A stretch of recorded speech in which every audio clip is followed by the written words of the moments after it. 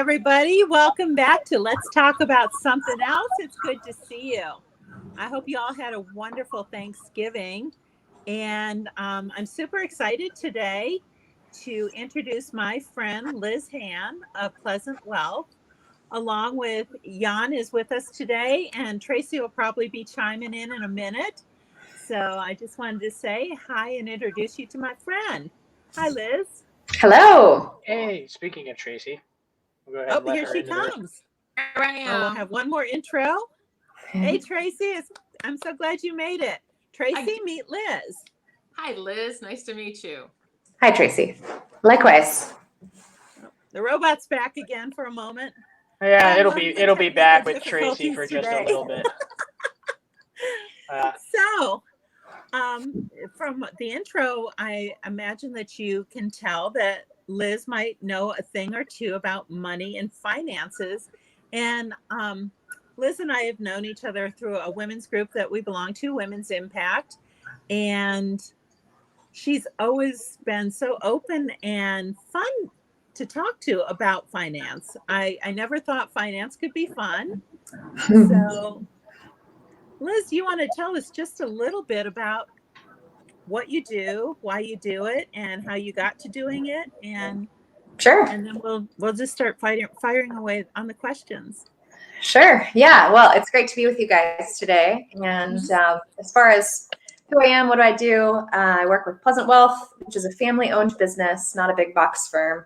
And we offer financial services and financial planning for folks mostly in the zone of retirement. And from that lens, I've been in the industry I hit my 10-year mark this year, which was exciting. And I've known that I was going to do it since like 8th grade. So it's been a long time coming.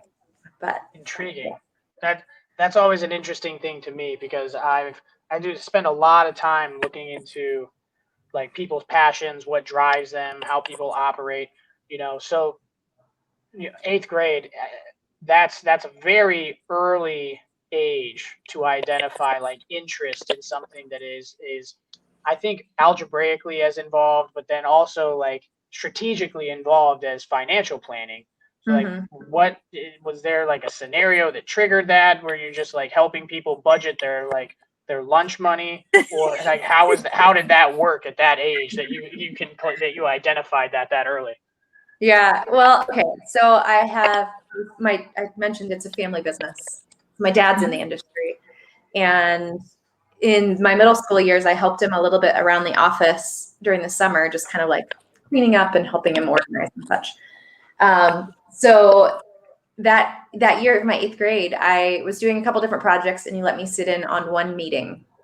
And during that one meeting, I realized like how much of a person you get to know through the lens of their finances, which is just kind of a neat process, because everybody thinks you're talking about investments and budgets and things like that. And you are, but you get insight to someone's life, their aspirations, their family, their feelings about their family or their life aspirations or their current job situation. And to me, that is fascinating. Yeah. Well, I definitely agree with that. I've always looked at money as a means. So I want to have money because I want whatever I want, whether it's to retire and be able to travel, or if it's something else, it's really not about the finances. It's about why you want the finances in your life. And so Tracy and I were talking just before we started doing this, and I realized that when you have a relationship with a financial planner, it is one of the more intimate relationships that you actually have. We are brought up as a culture not to talk about money, and sometimes we may not even discuss it with our spouse or our parents or our kids. We just don't talk about money as intimately as you might with a financial planner. Do you find that's kind of a truism?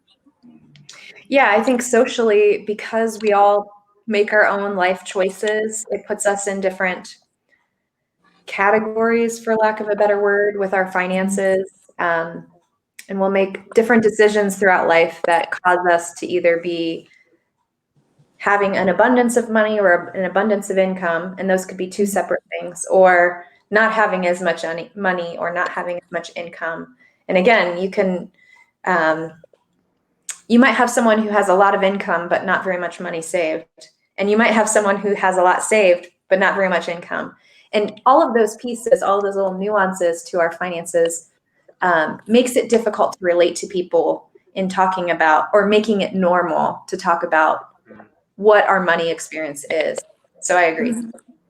Well, I think that even as a culture, we just don't generally talk about it. I mean, not very freely. Right. So with it being such an intimate relationship, as far as, you're going to get insights into me that maybe my parents or my kids or even my husband might not get if we had a conversation. Mm-hmm. What are some of the things that someone might want to look at if they were, thinking they might want to enter into this kind of business relationship? You're saying if someone is looking for a financial planner, what is it that they're In looking general, yeah. What are some of the things that you would recommend? I mean, Would this be a good time to play the disclaimer? Oh, go Yeah. for it. Yes. oh yes, Let's All right, disclaim cool. everything I I got say. all into my conversation there, and I forgot there is a disclaimer involved this week. Yes. All right. And it was beautifully recorded. And then like hastily thrown together. All right, here we go. Hopefully this works. Bear with me if it doesn't. We'll give it a Sure. shot. The opinions expressed on this show are for general information only and are not intended to provide specific advice or recommendations for any individuals. To determine which investments or solutions may be appropriate for you, consult with your attorney, accountant, financial advisor, or tax advisor prior to investing. Securities offered through Kestra Investment Services, LLC, Kestra IS, member FINRA SIPC. Investment advisory services offered through Kestra Advisory Services, LLC, Kestra AS, an affiliate of Kestra IS. Pleasant Wealth, LLC is not an affiliate of Kestra IS or Kestra AS. Neither Kestra IS nor Kestra AS provides legal or tax advice. That was delightful. I'm glad we got to experience that together. Yeah. Yeah. Well, you sounded Cool. good. Now we're covered. We CYA'd. We're good. Yeah, thank The you. liabilities have been taken care of. I love it. Yeah. All right. So Kathy, it is back into your guys' court. All right. Well, I guess Liz. if You asked Liz. you are looking to hire somebody, you need to be hyper aware of what kind of license it is that they are using to work with you, because that kind of changes the nature of the conversation. There's two main licenses that an advisor can use.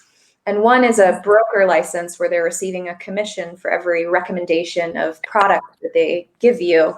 And the other is either a retainer or an assets under management fee. That's like an annual cost.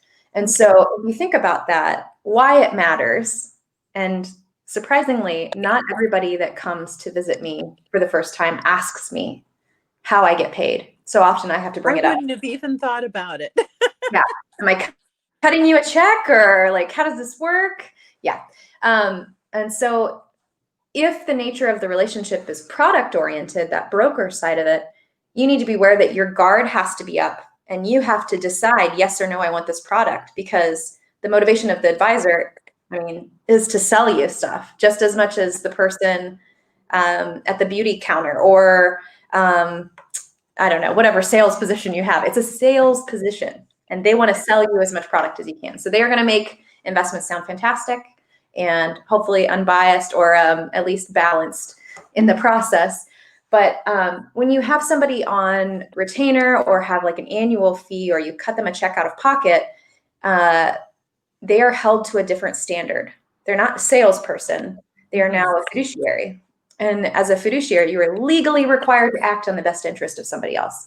So that would be the first question I'd be asking, is like, what license are we going with today? That's and awesome.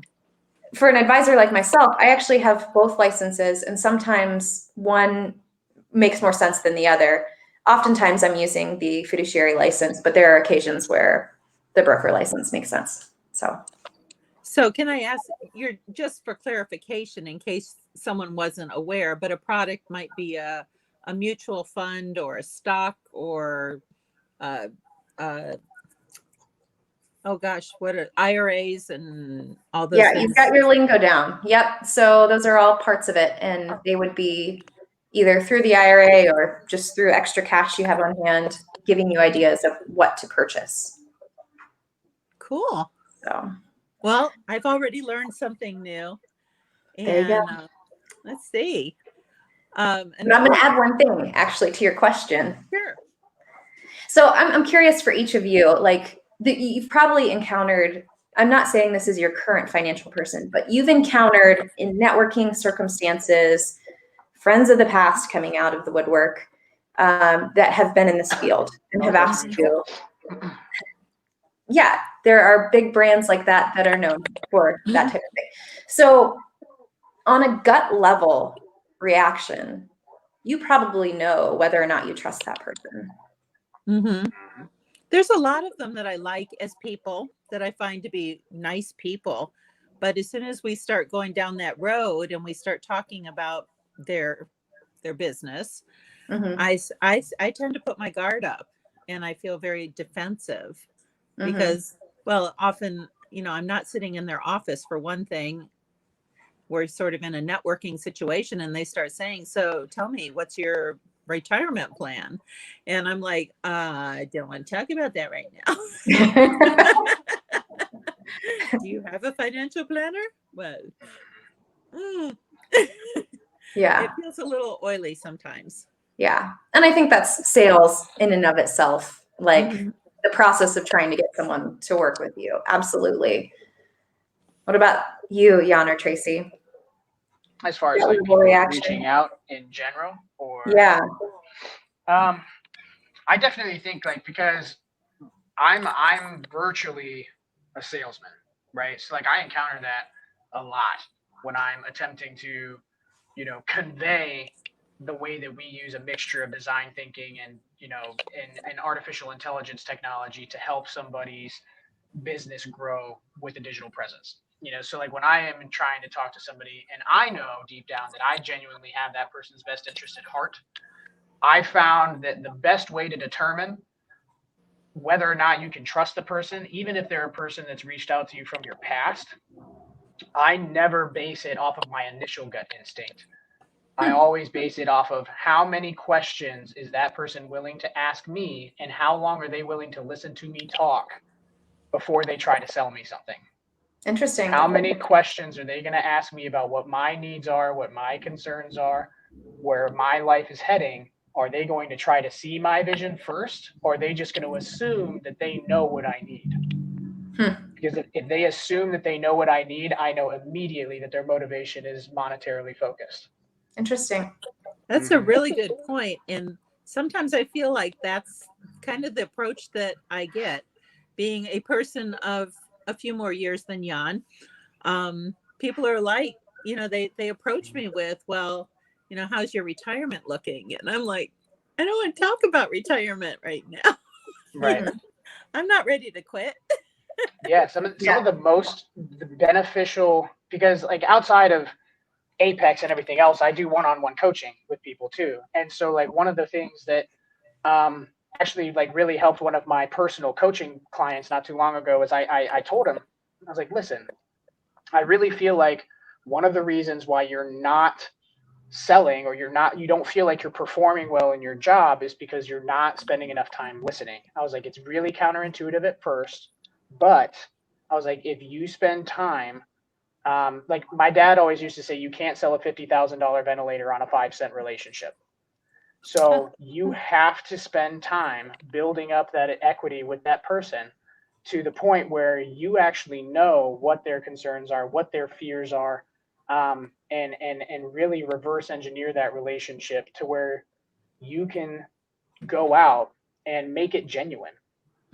You take the time and if like with a broker's license, for example, if there's a product that would make you a high margin, but would not be beneficial to the customer, be vocal about that. Tell them, hey, according to like what, my profit margins, it would benefit me to sell you this product, but I'm going to recommend that you don't buy this and you go this route. the amount of trust that that's going to build with your client is astronomical, because they're like, you are recommending that you don't make money? What? And then that trust starts to build even more. So I definitely think that taking the time to form that relationship up front is probably my biggest radar, flipper, if someone pops up in my LinkedIn inbox. Yeah. Tracy, anything Well, to add? I'll tell you what, you guys keep going in and out, so hopefully you can hear me.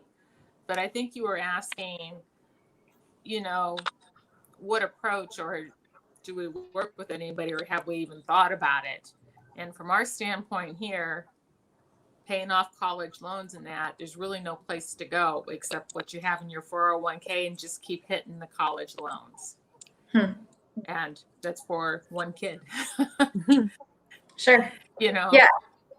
So I think that's we really don't work with a financial planner for that reason.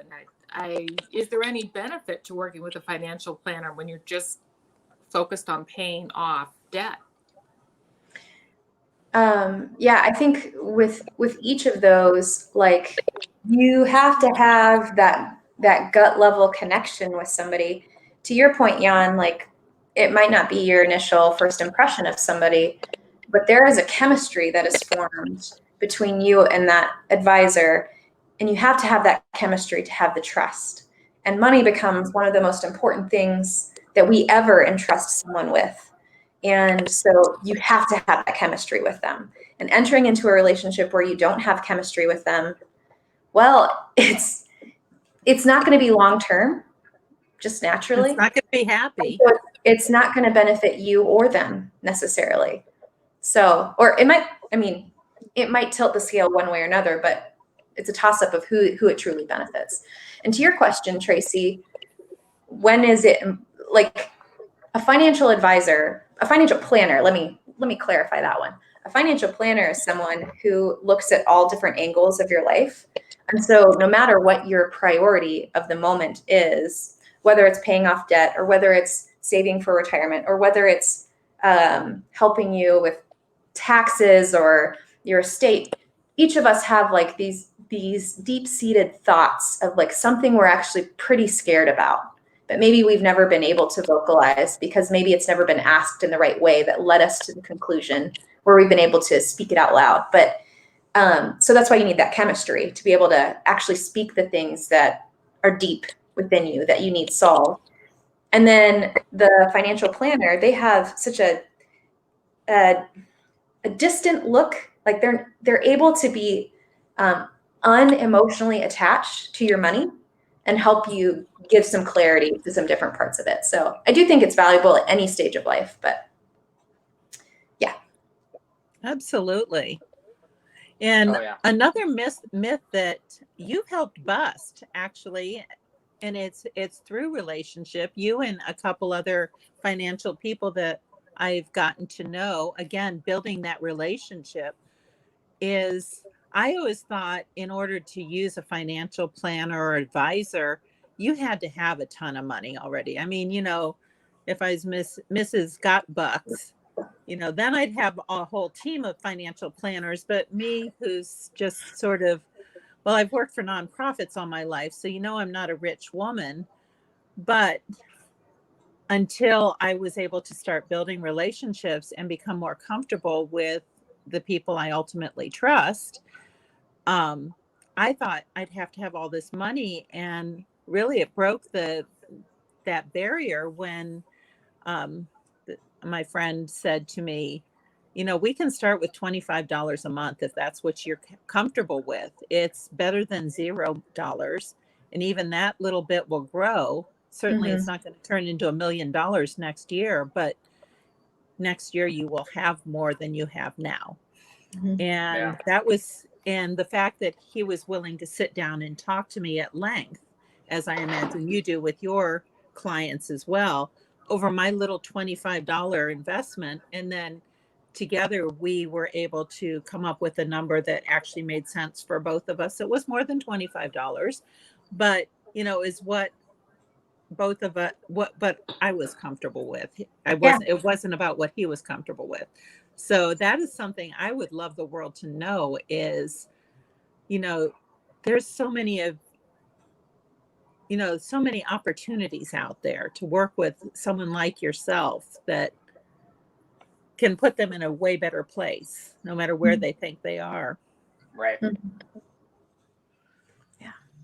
Yeah, I think there's a big difference, and I'm looking at this from the perspective of we'll say a scrappy 25-year-old, and like I'm constantly looking for ways to build wealth, not just get rich, right? That's two completely separate things.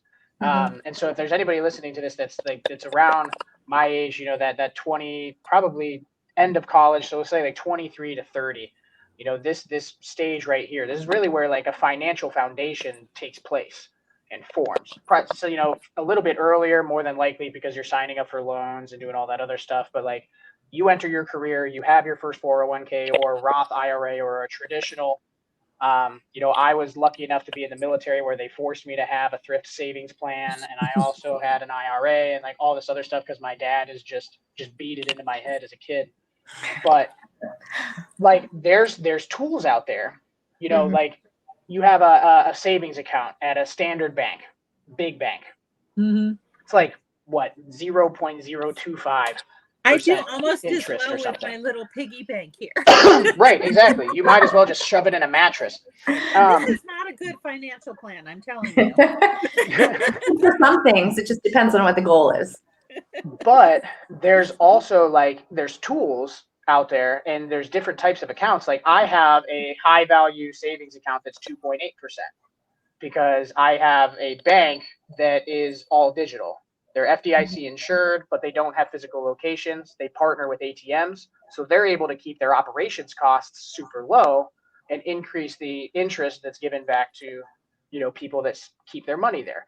But I wouldn't have figured that out if I hadn't talked to CFP, because that I may be able to know the marketing industry inside and out, upside down, backwards, blindfolded, but that I can't know. Nobody can know every industry like the back of their hand.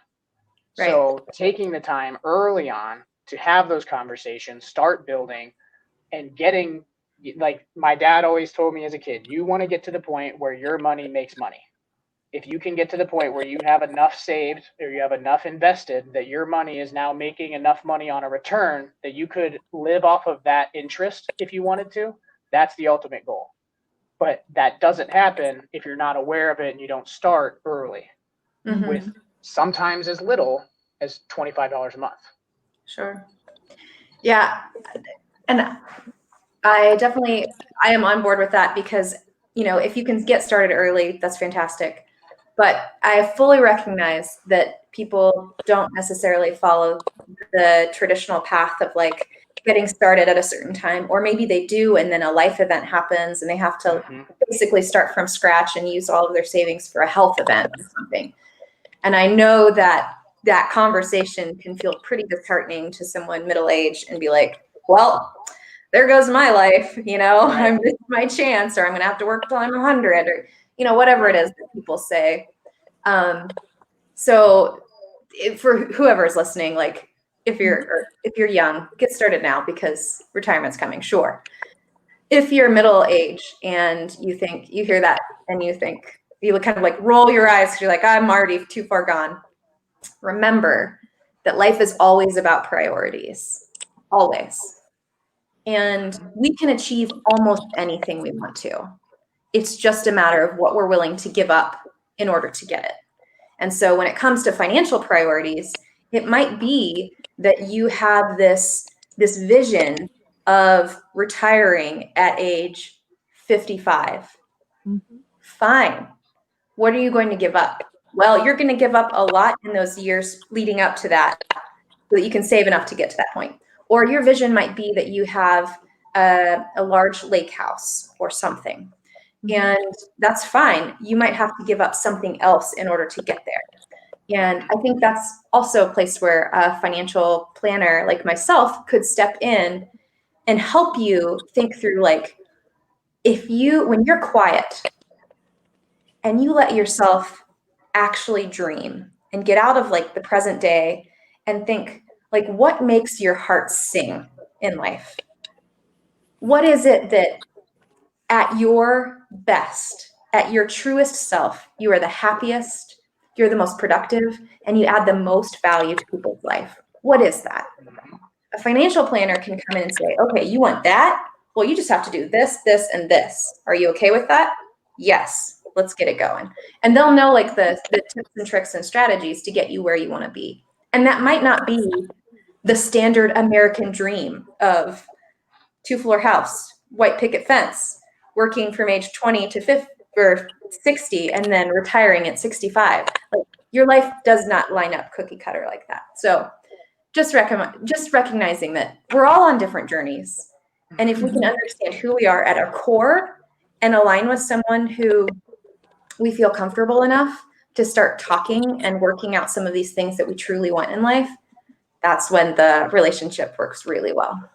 Have you ever heard of the marshmallow test, Liz? Yes.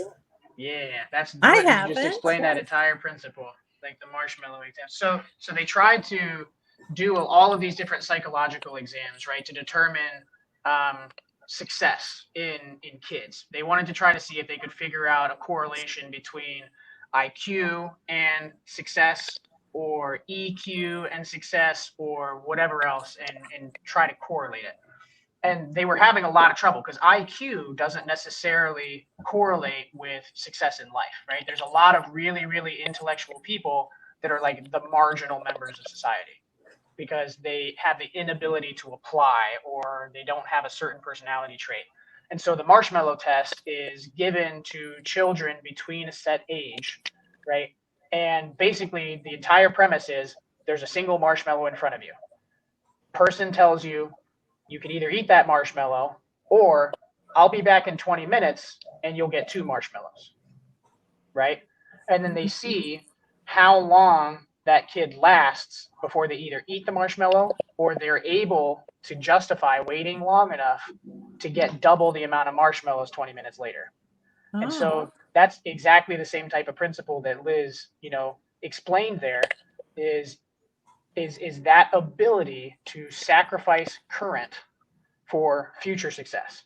And that's really the determining factor. And the cool thing is that you can start that at any point in life, right?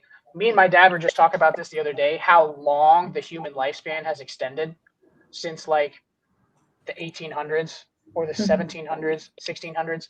Like average lifespan was like 40, right? And people were excited to make it to their mid 30s at one point on this planet, not too long ago. So at this point, if you're in your 40s, 50s, even 60s, right? My dad's 64 years old. He's like, dude, I still got like 20 plus years left on the planet, 30 years maybe on the planet. He was like, I'm starting a whole bunch of stuff right now to plan for, I'm going to have a badass time for this last however long. And that's what is super cool about like the way that Liz explained that, is that it doesn't matter at what point you are in life, but if you never take that first step, you're never going to get any closer to where you want to be. And the beautiful way that she explained that vision, that it's not necessarily the same, sometimes it's not a white picket fence. I would go absolutely bonkers if the extent of my dream was a white picket fence and a 9-to-5. There's no way. And both of you guys know that. Kathy and Tracy for sure have been around me enough to know that I would go absolutely bonkers. So True. My dream is definitely a lot different. But my friend Will, who I was best man at his wedding, he is the happiest man in the world with that. He has his house, he has a brand new Harley, a lot of the stuff is paid off. He has, him and his wife are doing their thing, and he's just having a blast. And that's his nirvana. That is his definition of happiness. So at this point, if you're listening, if you don't have a financial planner, at this point, I don't know Liz a ton, but she has my full endorsement because she's focused on what that person's end vision is, not what her end vision is for that person, which is like the coolest thing that I've seen. Yeah, you're definitely coming on the podcast at some point because Oh, good. I'll enjoy that. We'll have a blast of a conversation. Yeah, I just also wanted to add, I was talking to somebody yesterday, kind of to a couple of the things that you guys have been saying, who said, like, I don't know if I can tell you this, but I don't actually believe in retirement. What do you think about that, Liz? You And I hear was that like, from young people. yeah, yeah. And it makes sense. Like, all that really matters in life is that we are fully engaged. And so for some people, they hear retirement and they think rocking chair or beach, like doing nothing. And I don't think that's what retirement is. And so retirement might not be that you have to save this mass amount of money in order to stop working entirely and do nothing for the rest of life. It might be that you save a certain amount of money to be able to take the part-time job that you want that really sets you on fire. And Mhm. yeah. Oh yeah. Yep. Well, I could just talk all night, so I'm gonna keep my. No, let you're Kathy doing go on great, this one. Jan. And you get another chance to take this conversation further. So just to recap, even though we're talking with a financial, and we sort of talked about this, is let's talk about money. What we're talking about truthfully is dreams and relationships and aspirations, because money is just a vehicle to facilitate those dreams and aspirations. And having a good relationship with the person who's helping you, who maybe can take a more objective, broader look at what you want to do, and understand what you're willing to do, that has nothing to do with money, although that's the matter there. But it's really wonderful that you talk about these relationships. I'd feel more comfortable talking to someone who cared about what I wanted out of life, instead of said, you need this amount of money on this date, or you're just too far behind and you're never going to make it. Mm-hmm. Everybody has their own definition of what success looks like. Everyone even has their own definition of what wealth looks like. Right. So I really love the way this is going. And one thing that really attracted me to, when you asked if somebody wanted to talk more about this type of thing, is you have a Facebook group right now, Mm-hmm. a Pleasant Financial Conversation. Yes. Yeah. And, I joined your group because, you and I know each other from Women's Impact, and, I've always liked talking to you. But I am really delighted how we're having these conversations in this Facebook group that are not just focused on money, money, money, and numbers and the stuff that I've always, honestly, that stuff just bores me to tears. And I found it really funny when we were talking. I said, no, I love money and the finance, that you find it fun. Yeah. But, you've made that group fun and still been able to have very awesome conversations about how we feel, our relationship with the money. Right. Yeah, that's really where it gets down to, is your relationship with money, because a lot of people have such a faulty or stunted or just bad money scripts going on, that your ability to relate to it in a healthy way is really important for your whole life, because money is such a practicality to get things done. Yes. So, Jan, I'm sorry, it's a women's group. We forgot to say that part, but All right. He's running to it. I immediately looked it up and I was like, oh, okay. The reason is because women don't naturally talk about money. And that's kind of a driver for me, is getting women to talk more candidly about money, to open up the conversation enough to get the interest to be able to help women set up for success. Because the statistic is that by 2030, 2/3 of the nation's wealth will be controlled by women. That's a huge tidal shift. That's not what I want. Turning of the tides. That's what I want. And women just we don't have the muscle memory that men traditionally do in their circles. Like, Jan, your dad talked to you about money from a very young age, it sounds like, just from what you're saying. Oh yeah. Not that our family's very unique though, because it was like, I think it's because we're all like first generation immigrants. So like between my mom growing up like dirt poor in a village in Slovakia and my dad doing his thing with first generation immigrant parents here, it was like non-discriminatory in my household. Like, It's survival. yeah, right, exactly. So like Yeah. me, my sister, my brother, like all of us got those types of conversations, but that isn't the norm at all. No, And it took me a long time to recognize that, where I was like, oh, like this is just how everybody talks about it. And then I was like, no, actually that's really weird that I got that privilege as a child. Yeah, absolutely. And then my Yeah. sister even more so. For sure. Well, tell your sister coming over, because I love when other women share in the group. It just makes it able for it to. Can you hear me? I just got a Yeah. message. Yeah, Okay. I just lost you for a minute there. I was just typing in. Can't hear you. Okay. Keep talking. Sorry about that. Kelly Piero says hello, Liz. Oh, hello, Kelly. Nice to see your And then face. she said, I can refer people to the group. I may not be able to join it, but I can refer people. Yeah, There just you make me. go. Do. I can help. Yeah. I can help market the group. That's what I can do. Yeah. One of my favorite things that happens in that group is when women ask questions, just like point blank. Like, I bring a lot of content to the group, starting conversations. But if a woman asks a question like, hey, it's open enrollment about our health insurance plan, how do I go about making this decision? Not only, of course, I can answer, but other people put in their 2 cents, and it just starts the conversation, gets the comfort level going, which is really important. So. Yeah. But Jan, you might really like my YouTube channel then.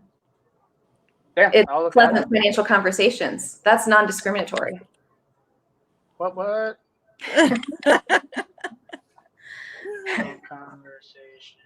Well, these are the types of things that I enjoy promoting. You know what I mean? Like I feel that you guys were talking about making money, fun or less serious, having good conversations, educational conversations surrounded by money. And Kathy, you pointed out how, Liz has that ability to do that, right? Mhm. And that she's passionate about finances, right? And I don't think that's 100% correct. Like, I feel like just from the conversation, right, you're talented when it comes to finances. You're passionate about impact. That's Yes. why you do it. Yes. You don't do it because you're passionate about finances. You're talented, and you recognize that you're talented with finances, but you get your gratification. And the reason why you keep coming back for the last 10 years is because when you positively impact somebody's life and get them to that dream, get them to that their definition of happiness, that's what is fulfilling your soul, right? Because I feel that same way with marketing and Yeah, everything that's else. how I feel between about the my military, having to quit nursing, doing all that other stuff. Like, I just seem to have this knack for mixing psychology with marketing. And when I can take a business and help them get their spouse to quit a job so that they can come work full time for their small business, because now they have enough revenue to pay the bills. Yeah. That's what makes me feel fulfilled. Yeah. And so, like, when we were talking about that, it was just replaying in my head. I was like, I guarantee that the impact is what's her true driver. Yeah, that's true. One of my favorite quotes, oh shoot, I'm going to totally botch it, but it's like Fahrenheit 451. Is that the book? 415, 451. 451. Yeah. Yep. In it, Never there's sure which paper burns. Oh, okay. Interesting. So there's a quote in there that talks about, in this life, you can either be a lawnmower or a gardener. And a lawnmower, once they go away, the grass continues to grow. A gardener changes the world or the structure and has that impact. So yes, that is absolutely a driver for me. Well, to take that further, a lawnmower is very transactional. It comes in, it does its thing and goes away, where a gardener is more nurturing. Yeah. Yes. And a gardener has to have a green thumb. Anybody can cut a lawn. Well, I do make a joke that my house is where plants come to die. And then you send them to Tracy for revitalization. My My plants are happy. garden, but the garden's doing really well. They just don't let me do much of the planting. Yeah. Oh, I Oh, think my goodness. to be honest, like there's so many metaphors with gardening and impact. And that this year I'm starting to dabble in gardening because Kathy, my house also is the place where plants come to die if I am their sole caretaker. My husband has a good green thumb. But I'm Okay. trying to learn how to be a gardener because I feel like there's just so much goodness that comes up from seeing seasonality of things, getting comfortable with depth of a plant or like pruning, like all of these things correlate to our life. And Well, you got to gonna get try to it. know Tracy. She's a fantastic gardener. Awesome. I don't know. I'd say fantastic, but I'm Yeah, I successful in would. a lot of ways. But I would thank you. totally. But Liz, just taking it back to the subject at hand, aren't you a lot like a gardener where you help people to nurture and prune and make decisions on which plants will Mhm. grow best together? So Absolutely. you already are a gardener. It's just in a Well, yes. different venue. Yes. yeah. Absolutely. And that's impact. And that is what has drawn me to the industry. That's what keeps me in the industry. So it helps me keep innovating with it. But when I said I wanted to be a gardener, it's to have the metaphors lined up that I can use, ongoing. Exactly. Yeah. It is I- satisfying when you do plant seeds. This year, I actually ate things that I planted from seeds. Awesome. So, but that's because I know some people that help me with that. Another lesson is you can't always do it alone. I Yeah. have different skills and talents, and they're fantastic. And I also am driven by impact, but I not in the ways that you guys are. And it's a good thing we all impact in different ways. But if I had to rely on my financial abilities or my gardening abilities, my life would not be as full as it is. Right. Yeah. I was actually just talking to keep it. I'm going to keep it on gardening now because now I grew up on a farm. So, I mean, I've been around that for baling hay for as long as I can remember, probably walking. But it's everybody always seems to jump to a seed planting metaphor, right? And I'm actually one of the things that I'm doing right now that actually started because I was blessed with the Rona, recently, and I'm was forced to just quarantine and recover from it and find things to do to occupy my brain since I couldn't go out into society. I started revisiting a lot of these blogs that I've written over the last 2 years. And one of the things that I noticed is that everybody always seems to go to an action first when they're talking about metaphors. They want to plant a seed. They want to harvest a crop. They want to, if we're keeping it in that context, those are two that immediately jump out at me. But one thing that if you're a farmer, that it's not necessarily how deep you plant the seed, how much you water it, the pruning, the nurturing, the everything. It's sometimes the quality of the soil. Exactly. The First prep. and foremost, right? Like if you don't have that at the right pH, if you haven't turned it with manure, if you haven't limed it in a couple of years, if you haven't gotten it looked at and actually taken a deep look at what type of soil do you have available, and there's some people that may believe that, wow, they pick up this chunk of soil and they're like, I could never grow anything here. But then they have somebody come in and say, no, you can. You could plant a seed here if you do X, Y, or Z. And that's where I really think the gardening metaphors can start with Liz, is because she is objective and she'll have the ability to tell you how to take care of that soil to the point where you can even plant a seed and have it be successful. There's a ton of people out there that I'm sure have tried to plant seed after seed after seed after seed, trying different tactic after tactic after reading article after article and trying to do this and trying to do that, and just nothing is growing. They're frustrated. Everything is they have a horrible relationship with their money. It does nothing but give them anxiety. And then if they can realize, hey, I can talk to this person and they can help me identify that, holy shit, I've been trying to plant this corn in clay for the last decade. I should probably try to plant it in some more fertile soil, and then be absolutely dumbfounded at how easy sometimes it is to start accumulating again. Mm-hmm. Like if you're somebody, and we're like appealing to all these different types of people that might be listening to this, right? If you're somebody that's stuck in like an abyss, I have a lot of friends right now that are just absolutely beyond themselves, stressed out because of loans, and they want to try to get a house, they're getting married, or like they're doing all this other stuff. If you're in a place where you think, wow, I could never plant a seed and have it grow, take the time to talk to somebody like Liz that might be able to show you, hey, you actually do have some stuff that you could work with here. Let's plant one seed first, take care of it, and then we'll focus on trying to build a garden. I like that. I'm off my soapbox. I will That's take all that right. compliment. Yeah, no problem. Well, But Tracy, do you these have are any- the types of like shenanigans that go on in my head like 24/7. So It's the squirrels, Jan. squirrels all day. This mama Laps, blessed you with just doing squirrels. laps. Yep. I Yep. know the squirrels. That's why we can talk to each other.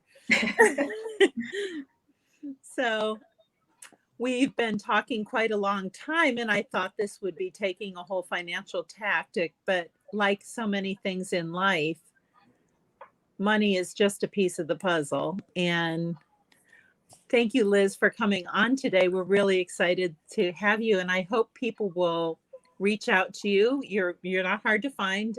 They can find you on social media, and certainly we can drop a link to have somebody call you if they're interested, or get a hold of you, your contact information. But honestly, anyone who's listening, if you haven't spoken to somebody and haven't found the right person, just like a partner in life, if you haven't found the right person to help you with your finances, keep looking, ask around, get to know them. You'll find that person who can help you build a better life, or build the life you're looking for. So Liz, thanks for coming on. I look forward to talking to you more and following you on your Facebook group, Pleasant Financial Conversations. And it will be my delight to refer my friends to Pleasant Wealth. Any other closing thoughts? Tracy, you've been very quiet. I look forward to the YouTube channel. I'm going to go check that out. Awesome. Jan, anything else? I got nothing outside of the fact that if you want to help promote the group, I could do that. I'll just stick to He the knows YouTube lots of channel. girls. But I am going to, like, definitely, I have a lot of, just by nature of the job that I had before I started doing Apex full time, I was an ICU nurse. I have a lot of friends that are female. So that definitely be referring people over. And I'm curious, I want to get my sister in there and see what kind of things she talks about or brings up, because my sister, like, people look at me and think I'm motivated, and then I point to her and I'm like, no, this is a real psycho in the family. This is the one that you need to take a peek at, because she, she's just, her COVID experience thus far has been traveling the country for the last 3 months, working remote and like camping in national parks, and then doing such a kick-ass job at her job that she got a promotion while she was doing that. Nice. So she's just, when it comes to like being a good mentor and reaching back to people and like trying to give advice and work and be engaged in a group, I'm definitely going to, I already texted her, so hopefully Cool. I'll look forward to meeting her virtually. Yeah. And Liz, you have any final thoughts before we say goodnight? Wash your hands and 6 feet apart and mask. Stay safe. I don't know. Well, No. thank you so much for Happy joining holidays, us everyone. tonight, and I look Oh, forward to yeah. talking again soon. Jan, Tracy, it's always good to see you, my friends. Peace. Peace out. We'll see you next week for the Burger Challenge Eat Off. And if you've been following our page, the Burger Challenge is still going on. Get on there and vote. We're in round 2 right now. And next Wednesday is our big burger final 4. So I hope to see you then next Wednesday at 5 o'clock. Let's talk about something else. Thank you. See ya. Hi.